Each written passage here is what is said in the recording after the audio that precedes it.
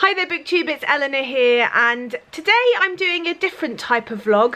Well, not a different type of vlog, but my plans have changed. I was going to be vlogging my trip to Dorset with some friends, but unfortunately for various reasons that has been changed, and so I'm back home. But Matilda and Daddy are camping for 2 nights. Very exciting for them, and I'm quite pleased that I'm not a natural camper, especially in the British weather, especially with its, you know, the chances of rain being rather high and the walk to the toilets being rather long. So I am at home, I have the house to myself, and so I have decided that I'm going to do myself a 24-hour read-a-thon. I'm going to be starting this tomorrow, so not today. I'm just filming this very brief introduction now. I'm going to be starting it as soon as I wake up tomorrow, so probably going to set my alarm for about 8 o'clock tomorrow morning, and I'm going to read as much as I can over the 24 hours. So probably not going to read until 8 the next morning, but hopefully maybe I will manage to get 12 to 15 hours in. I'm going to be really trying my hardest to get through a couple of books, so I'm really excited. So I'm going to take you along on the journey. So the next clip you see will be me tomorrow morning letting you know what I'm starting my reading with. Okay, so it's the next day and it's about 8 o'clock in the morning. I'm going to give myself an hour now to have my toast and my coffee, and then I'm going to start reading at about 9 o'clock. The first thing that I'm going to read is this, Little X versus Marvel, I think it's called, by Scotty Young and Bolio, I think. And this just looks like fun. It looks like little toddler Marvel and little toddler X-Men going at it, so we'll see. So I want to read this first from the library, and then I think the book I'm going to start first is called The Beast Player by Naoko Uehashi. I think that's correct. This is a children's book, a children's fantasy that I'm really looking forward to getting stuck into. When I sent a picture of some of the books that I had recently over to some of my friends, Mercedes picked this one and said she thought it sounded really nice and interesting when she read the blurb, so I'm going to read this one first and see how I get on. So I'm going to go and eat my toast now and have my coffee and watch some YouTube, and I will get back to you when I've started my reading.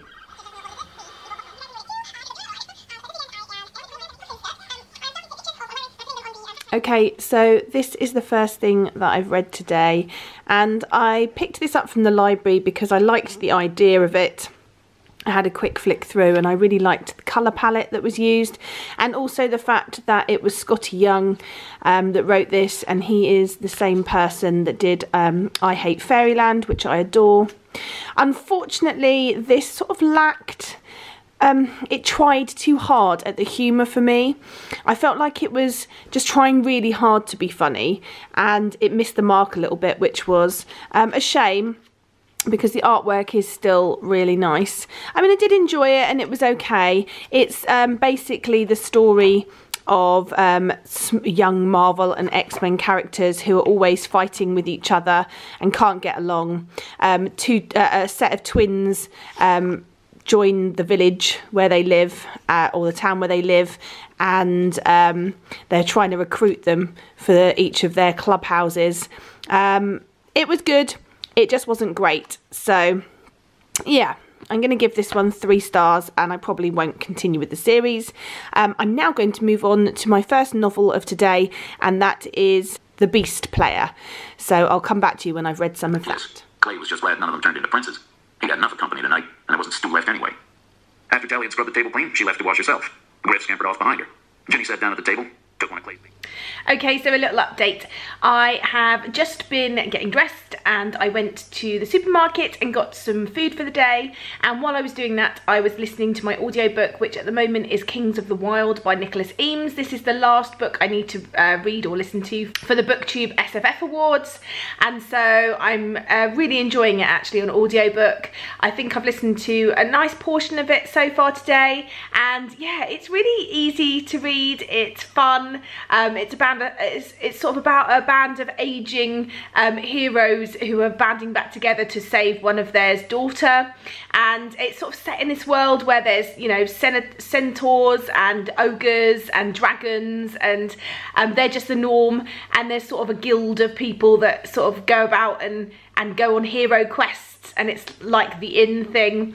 It's good, I'm enjoying it, it's fun. So I'm going to be listening to a bit more of that later whenever I'm not physically reading. And then earlier this morning I read the first few chapters. I'm up to page 34 of Beast Player, and I'm really enjoying this. This is set in this world where we're in a village, and this young girl's mother is a sort of tamer, or she looks after the sort of these dragon snake-like creatures, which are their sort of horses and well, they're weapons really. They run like horses, but they can annihilate any people, any of their foes. But they're not doing it because they want to. These creatures, they need to be controlled, and they do certain things to control them, and it's good so far. I'm really enjoying it. So I'm going to carry on with this for a little bit, and then in about an hour or so I might have some lunch and take a break and maybe watch something. There's a film on Netflix that I quite like to watch, so we'll see. But for now I'm going to be reading this for about an hour, so I'll catch up with you a little bit later.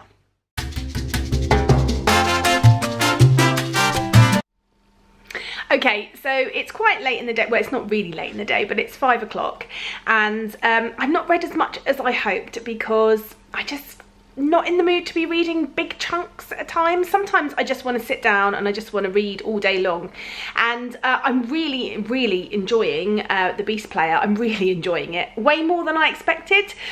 You know, it's well online to being a 4 or 5 star read for me. I'm only 151 pages in though, because I've been reading some and then I've been watching a film. If you're a parent, you will know that having time to yourself is rare, and having time to yourself at home is really rare, and having time to do nothing and be by yourself at home is really rare. And so I've just been embracing this weekend having time to myself and just sitting and putting my film on the big TV where it's okay, because I don't have to worry about Matilda coming in and there being things that she can't see or noise, and she's having a wonderful time. My husband and her have gone camping, so I've just been really enjoying it. So I've been sort of dipping into this and reading maybe 50-70 pages, then I've been watching a film, then I've been doing this, and then I've been watching a film. So I'm gonna go now and I'm gonna go and have a bath and do some more reading. This is proving to be way more than I expected from a children's book, and that's in no way being derogatory to children's books. I think they're great, but I really think that this is a book that isn't patronising or being condescending to children, and is a really complex story with really interesting characters and a really well crafted world. It's a translation from Japanese. I think this came out in 2009 in Japan, but it's only just in 2018 been translated, and we are moving between various different characters. We're obviously following our main character Erin, who is who we started off with, but we're flitting between different people in different parts of this world, and obviously there's going to be some sort of culmination with her story. But it's magical, it's really good. I'm not going to say more because I'll talk a bit more about it when I've finished it, but I'm going to go and pick one of my new Lush bath bombs that I've treated myself to and get in the bath. So I'll speak to you a bit later.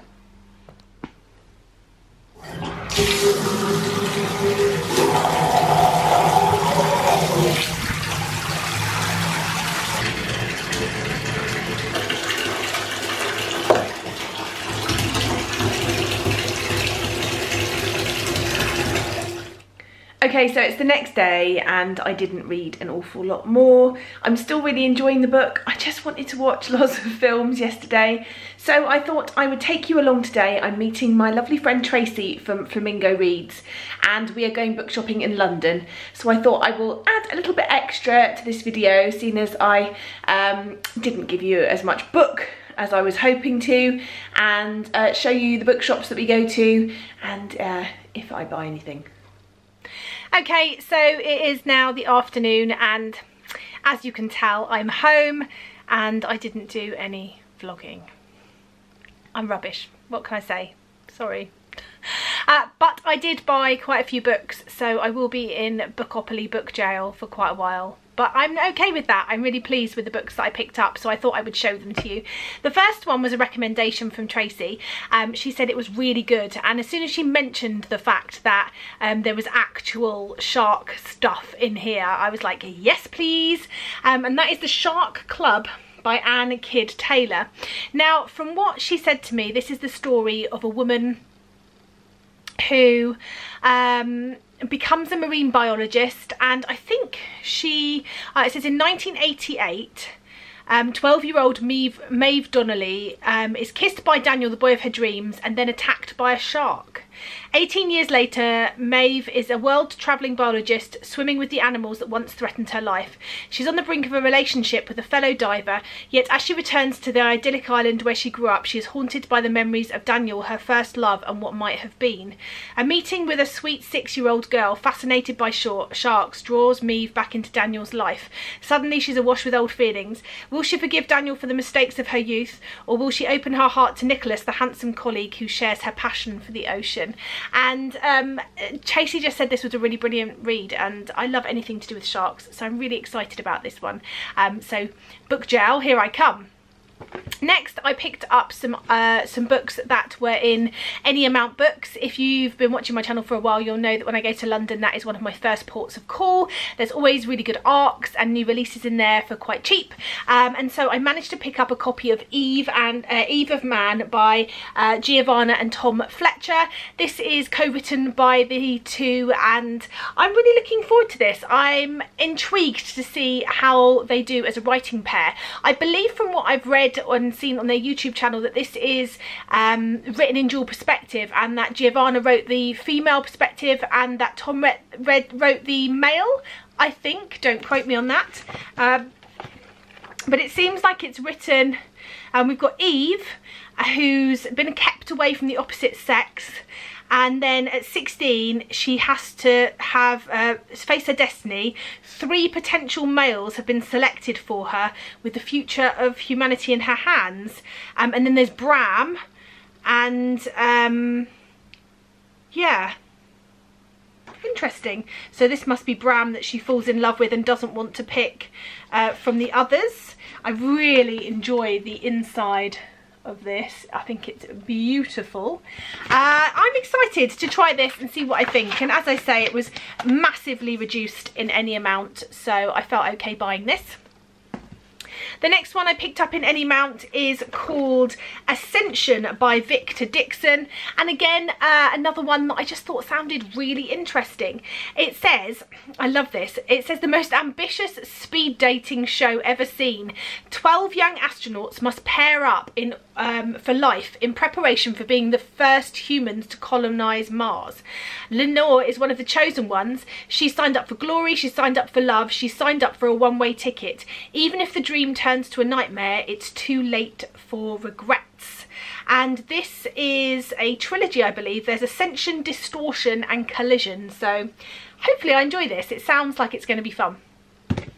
And then the next one I picked up in Any Amount, I have to read you the back of this because it just sounds amazing. It's called Bad Boy Stole My Bra by Lauren Price, and the reason I picked this up was A, I thought that was a brilliant title, but B, the back, it says, stage 1 of the plan for revenge, get my bra back. Imagine waking up in the night to find your gorgeous new neighbour dangling out of your window. Not only is he dangling out your window, he's also clutching your tattiest bra in his hand. What the actual fudge? Meet Alec Wilde, notorious bad boy and dedicated prankster, and after their unconventional introduction, Riley Green is determined to get her own back. If Alec wants a prank war, that's exactly what he'll get. It's game on. I think this just sounds really, really fun. I'm trying to have a look here to see. Oh, it comes out in July. I just think this sounds like so much fun, so I had to pick it up. I mean, what the actual fudge? And then the next 3 books I picked up in Waterstones, and they're just ones that I've had on my radar for ages and I just couldn't resist. The first one is War and Wizards by will.i.am and Brian David Johnson. It's very psychedelic, holographic, and this one is actually signed by both the authors, which I think is brilliant.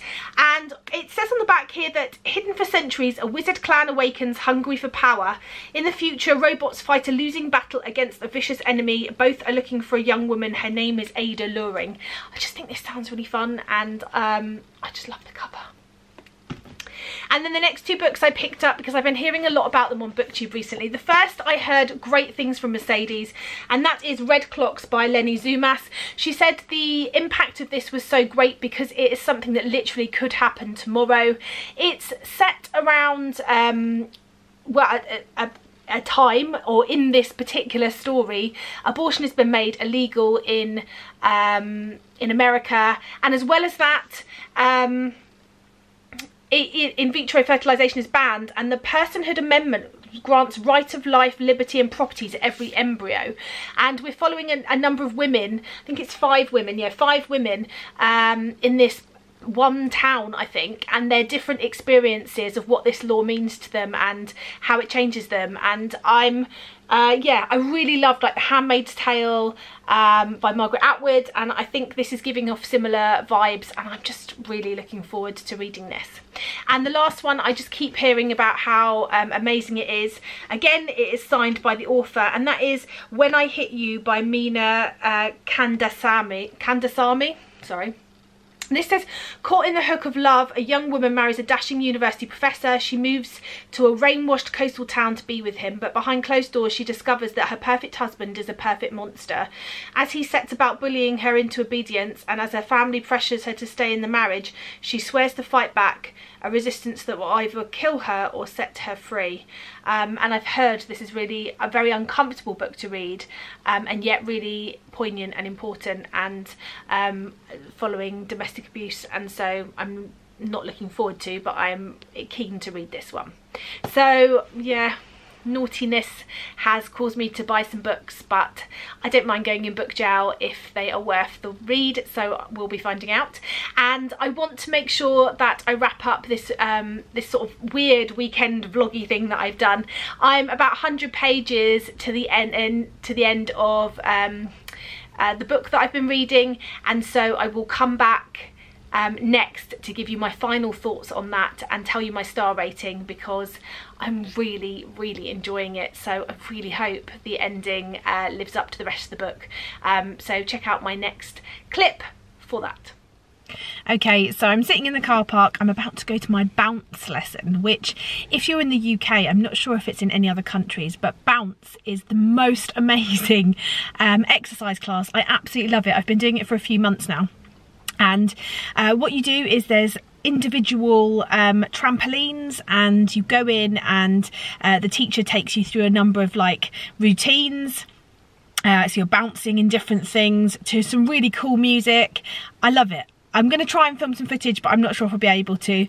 But I really love it, so I definitely recommend it if you fancy something high intensity for a workout. So I'm sitting in the car park waiting, but I have finished The Beast Player, and this is a 5-star for me. I just thought it was phenomenal. It was just amazing. I don't want to like spoil things by saying too much, but the story is about Ellen ultimately, and at the start she's a young girl and she lives with her mother, and her mother is a steward who looks after these animals called Toda, who are like winged dragon snake things, and they use different things to keep them under control, and they care for them, but they're used as like weapons basically. They're like you know, they can kill thousands of men with one blow sort of thing. And that something happens at the beginning, and a lot of the Toda that her mother cares for die, and her mother is sentenced to death, and Ellen tries to rescue her, which then sets about various different things happening. Ellen's life changes. She